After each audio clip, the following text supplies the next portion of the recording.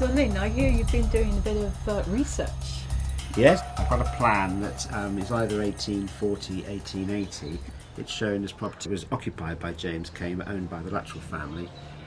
It was slightly different shape than it is now because there was obviously some sort of building running along this stretch here where we are. It was quite a large individual house, the whole stretch was one house. So what I'd like to do now is to go back beyond that record of 1840. It is quite often difficult to, you sort of hit a particular point in time and it's difficult to go beyond that because the documentary evidence is more fragmentary. Yeah. So I think what we need to do now really is to bring our buildings archaeologist in, our resident expert, Richard, to see if he can actually, physically have a look in the roof, look at the timbers, see if we're able to kind of get any further dating and work out maybe what this house was used for.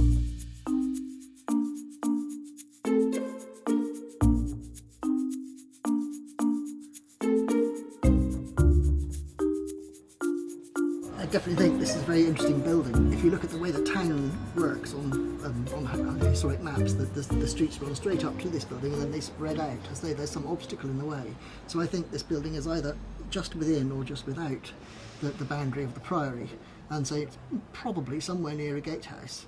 And if you look at the front of the building, you can see it's full of building breaks and strange little structural anomalies. So it seems to have developed by a process of accretion. So obviously you've got an early core and you've got bits added over and over again. So it clearly is much older than the 1840s. So the crucial thing is to actually analyse the fabric. You ought to be able to date each addition just by the type of roof. The building is providing the record that the documentary sources might not.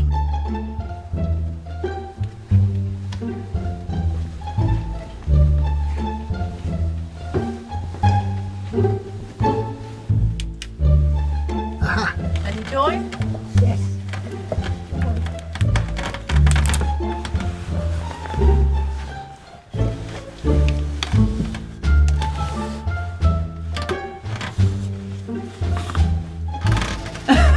You're still alive? What can you see?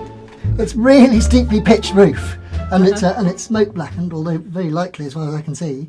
And it's got crank collars. It's got almost exactly the same carpentry details as we have in Priory House. Wow.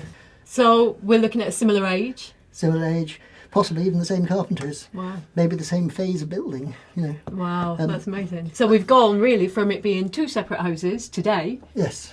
To it being one house. Single hall. To it actually being something much grander than we thought. Not just an ordinary house, an open hall with a fire.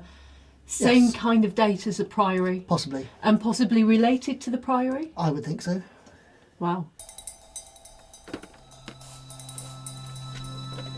Andy, you're going to go and have a look in the roof to see if see if we can do it. I mean, if they're not oak, if they haven't got enough rooms, if they haven't got the bar, we can't get the date, and I leave. That's it.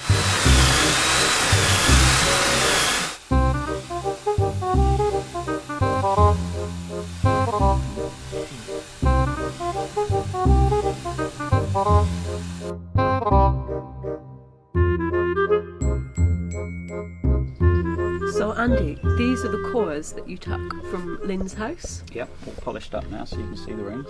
Have we got any dates for them? No. No? Not a thing. No. Hi, how you doing? Yeah, good, thank you. Good. We've got some news for you. Excellent. But it's not necessarily good news, I'm afraid. Oh, right. But you say you think you might be able to get one from this? I'm hoping if we go back, we can get a full core off of that one, and it'll date.